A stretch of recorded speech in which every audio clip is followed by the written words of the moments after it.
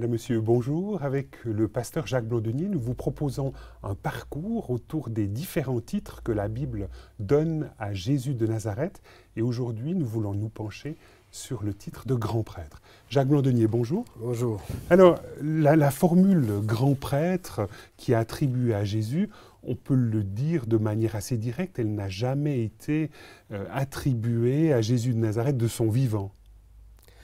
Non, on n'imagine pas que quelqu'un du temps de l'incarnation lui ait dit textuellement « tu es le grand prêtre ».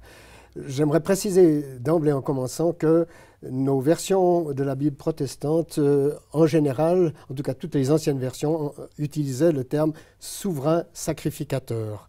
Et cela, c'était parce qu'au moment de la Réforme, il fallait dissocier cette fonction de l'Ancienne Alliance des prêtres de l'Église catholique du temps de la Réforme. Donc, il y avait un choix idéologique là, au niveau de la Alors traduction. oui, c'était pour éviter cette confusion qu'on a choisi le mot sacrificateur, mais en fait, c'est trop restrictif, dans la mesure où le rôle des prêtres, et notamment du grand prêtre dans l'Ancienne Alliance, n'était pas uniquement utilisé au moment du sacrifice d'un animal sur l'autel, mais c'était le sacrificateur ou le prêtre était celui qui entrait dans la présence de Dieu pour y représenter le peuple d'Israël, et qui ensuite en ressortait pour représenter, en tout cas pour parler de la part de Dieu au peuple. C'est donc un rôle d'intermédiaire, de médiateur beaucoup plus large que celui simplement d'offrir un animal en sacrifice sur un autel.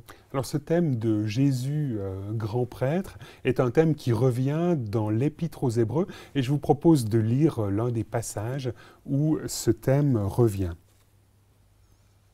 Puisque nous avons un grand prêtre qui a traversé les cieux, Jésus le Fils de Dieu, restons attachés à ce que nous reconnaissons publiquement, car nous n'avons pas un grand prêtre insensible à nos faiblesses. Il a été soumis sans péché à des épreuves en tout point semblables.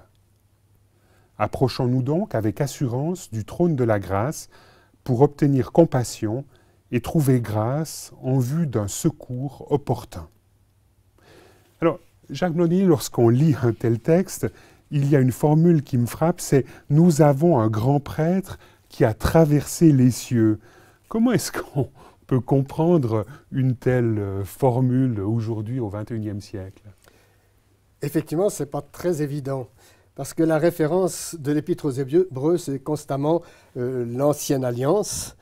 Et dans l'Ancienne Alliance, le grand prêtre était celui qui, d'une certaine manière, traversait les cieux, pas dans le même sens si on veut, mais enfin, une fois par année, le grand prêtre, le jour des expiations, entrait non seulement dans le temple, où les autres prêtres pouvaient aussi entrer, mais dans cette partie centrale, le cœur du temple, qu'on appelle le lieu très saint, séparé du reste par un grand rideau. Et alors, une fois par année, il entrait avec du sang le jour des expiations, et c'était en même temps le jour du grand pardon, parce que devant Dieu, en somme, était présentée la culpabilité humaine, et par là, elle était comme épuisée en quelque sorte. Donc, le grand prêtre traversait, et dans l'autre sens, on peut dire le Fils de Dieu a traversé les cieux pour venir jusqu'à nous. Et il y a une sorte de langage là qui est symbolique, qui est un langage quelque part théologique pour dire que véritablement Jésus est Fils de Dieu et qu'il nous emmène dans la présence du tout autre, du Dieu tout-puissant. Effectivement, c'est un thème théologique qui est d'une telle ampleur qu'il est plus facile, en quelque sorte, d'en parler sous forme d'image ou de symbole. Et le grand prêtre symbolise cette réalité d'une relation malgré tout possible entre le Dieu trois fois saint et l'humanité qui est plongée dans le mal, dans la souffrance, dans la révolte et dans la mort. Et alors, le grand prêtre, en somme, est cet intermédiaire qui permet qu'il n'y ait pas profanation lorsqu'il y a une relation entre l'homme et Dieu, mais sans aucune concession de la part de Dieu vis-à-vis de la réalité pécheresse de notre monde.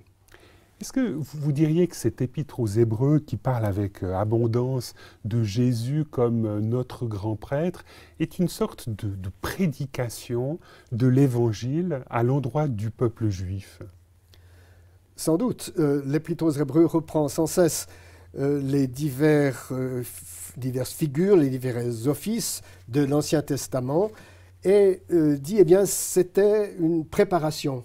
Ce n'était pas la réalité, c'était une préfiguration et la réalité, elle est en Christ. Alors, l'Épître aux Hébreux ne disqualifie pas les institutions de l'Ancien Testament, ne les dénigre pas, mais dit c'était un pas qui, sur le plan pédagogique, essayait de nous faire comprendre de ce qui doit vraiment se passer et de ce qui s'est passé réellement dans la personne de Jésus-Christ. Et c'est pourquoi l'Épître aux Hébreux insiste sur ce titre, cette fonction, Jésus est le grand prêtre, qui nous met dans une relation réelle, possible, avec Dieu dans la liberté.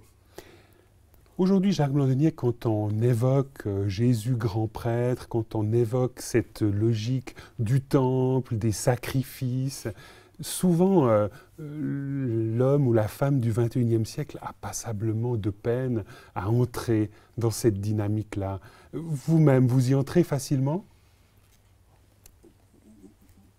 Bon, ça dépend tout un peu son contexte personnel. Quand on a été élevé dans un milieu chrétien où on était habitué depuis son enfance à entendre parler de ces choses-là, je crois qu'on les perçoit plus rapidement. Mais c'est vrai que pour la majorité de nos contemporains qui sont très étrangers à toutes les catégories de pensée biblique, ça nécessite une certaine explication.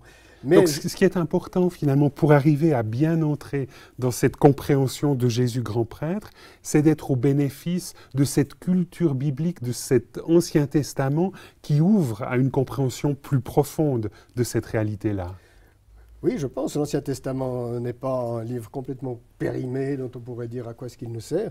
Il est là pour nous construire un certain nombre de catégories de pensée qui nous permettent de saisir d'une façon plus approfondie ce qui s'est réellement passé lorsque Jésus-Christ est mort sur la croix, lorsque justement le voile s'est déchiré du haut jusqu'en bas, l'initiative vient d'en haut, de telle sorte que nous ayons maintenant, et c'est très important pour nous, et quel que soit notre arrière-plan, notre background théologique ou notre absence de background théologique, ce qui est important pour nous, c'est de comprendre que ce voile étant ôté, cela signifie que nous pouvons entrer à notre tour dans la présence de Dieu. Et l'Épître aux Hébreux, à plusieurs reprises, insiste, vous avez lu un des textes qui en parle, sur cette vérité. Nous pouvons nous approcher librement du trône de la grâce. Il n'y a pas un obstacle, parce qu'en Christ, cet obstacle a été ôté.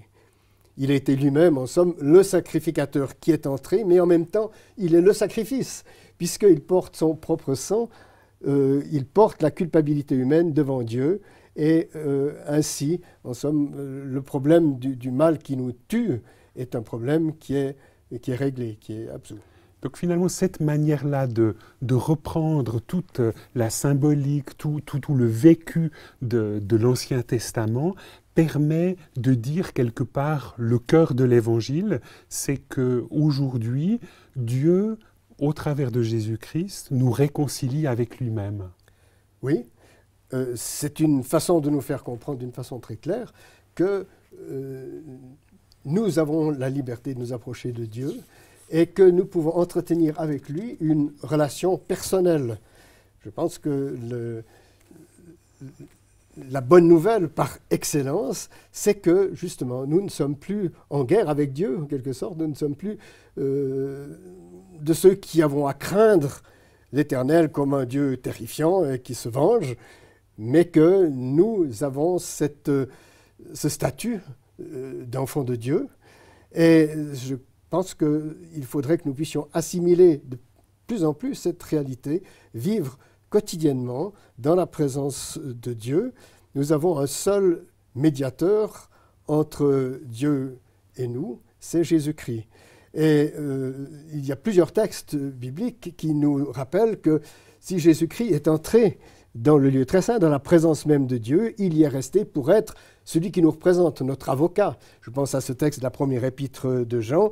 S'il nous arrive de pécher, nous avons un avocat auprès de Dieu, Jésus-Christ le juste. Il s'est offert en sacrifice pour que nos péchés soient pardonnés. Ou cette parole de l'apôtre Paul qui dit « Il y a un seul Dieu et un seul intermédiaire entre Dieu et les hommes, l'homme Jésus-Christ. » Et encore une fois, cette répétition revient dans plusieurs autres textes qui nous donnent la possibilité d'arriver à une réelle maturité chrétienne. Nous ne sommes pas, d'une façon ou d'une autre, en somme dépendants d'un clergé, dépendants de quelqu'un qui pourrait faire la transition entre Dieu et nous. Nous avons un accès direct auprès de Dieu. Là, ça renvoie à une doctrine que vous appréciez beaucoup, c'est celle, en langage technique, qu'on décline sous le nom de sacerdoce universel des croyants, comme quoi, finalement, chaque croyant, à travers la personne de Jésus, a cet accès direct à Dieu le Père. Je crois qu'effectivement, ça a l'air d'être un terme très technique, mais en fait, il nous définit d'une façon admirable ce qu'est vraiment l'Église. N'est-ce pas ? L'Église n'est pas une institution auprès de laquelle les fidèles vont s'adresser pour pouvoir obtenir quelque chose de Dieu. Pas du tout. Le sacerdoce universel des croyants nous dit il y a un grand prêtre, c'est Jésus-Christ, qui est entré dans la présence de Dieu, mais il nous a ouvert la voie, et désormais, nous sommes comme les membres de la tribu de Lévi dans l'Ancien Testament, nous sommes tous des prêtres. Nous avons tous accès dans le temple. Il n'y a pas deux catégories de chrétiens dont les uns auraient besoin, en somme, de la médiation des autres pour pouvoir se présenter devant Dieu et qu'il leur soit dispensé la grâce du salut. Et vous avez l'impression que cela, cette prise de conscience, de cet accès direct auprès de Dieu au travers de la personne de Jésus, ça change la vie, Jacques Blondenier ? J'espère que chacun peut prendre conscience que ça change notre vie. Cela nous donne un statut nouveau. Cela nous donne aussi la possibilité de devenir des adultes en Christ, de ne pas être toujours infantilisés. Toujours à la merci finalement d'un clergé qui nous instrumentaliserait peut-être ? Qui nous instrumentaliserait ou qui nous expliquerait comme si nous ne pouvions pas par nous-mêmes avoir une connaissance personnelle de Dieu au travers de sa parole, parce que, en somme, les prêtres étaient ceux qui transmettaient la parole de Dieu au peuple, et on peut dire que d'une certaine manière, cette parole de Dieu, maintenant, nous pouvons l'entendre directement. C'est le grand message de la réforme du XVIe siècle. Et là, on vous retrouve en tant qu'historien très, très attaché finalement à cette expérience qu'a fait un Martin Luther, qu'il n'était pas dépendant de toutes sortes de choses à faire, mais qu'il avait accès directement au pardon que Dieu lui proposait au travers de la personne de Jésus. Oui, parce qu'il y a cette certitude que Dieu, sachant que nous sommes pécheurs, ne nous met pas en compte notre péché, mais l'a mis en compte sur celui qui est le grand prêtre et le sacrifié, c'est-à-dire Jésus-Christ.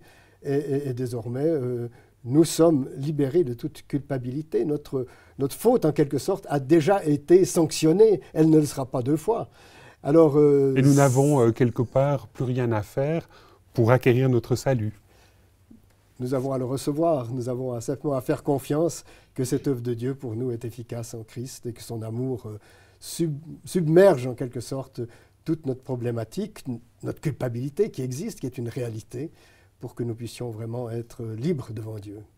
Jacques Blondenier, merci beaucoup de nous avoir emmenés autour de cette notion pas toujours simple de Jésus, grand prêtre. Je rappelle que vous avez publié un livre qui s'intitule « Jésus-Christ, Dieu avec nous » dans le cadre des dossiers Vivre. Et Madame, Monsieur, nous espérons que le développement de ce thème vous aura intéressé. Si vous souhaitez en savoir davantage, ne manquez pas de parcourir ce livre. Au revoir et à bientôt.